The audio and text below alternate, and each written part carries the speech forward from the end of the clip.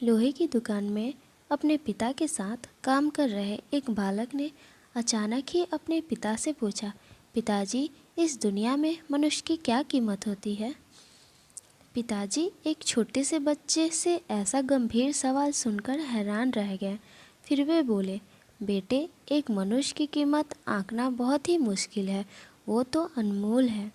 बालक बोला, क्या सभी उतना ही कीमत और महत्वपूर्ण है? पिताजी बोले, हाँ बेटा। बालक कुछ समझ नहीं। उसने फिर सवाल किया, तो फिर इस दुनिया में कोई गरीब तो कोई अमीर क्यों है? किसी की कम रिस्पेक्ट तो किसी की ज़्यादा क्यों है?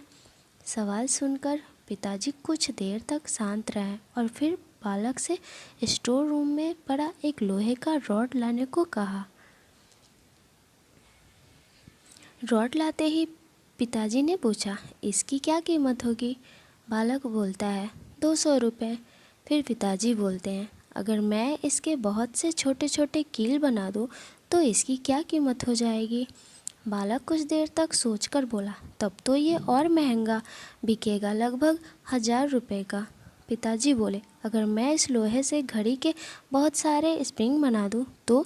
बालक कुछ देर तक गणना करता रहा और फिर एकदम से उत्साहित होकर बोला, तब तो इसकी कीमत और ज़्यादा बढ़ जाएगी। फिर पिताजी ने उसे समझाते हुए बोले, ठीक इसी तरह मनुष्य की कीमत इससे नहीं है कि अभी वो क्या है, बल्कि इससे है कि वो अपने आप को क्या बना सकता है। बालक अपने पिता की बात समझ चुका था।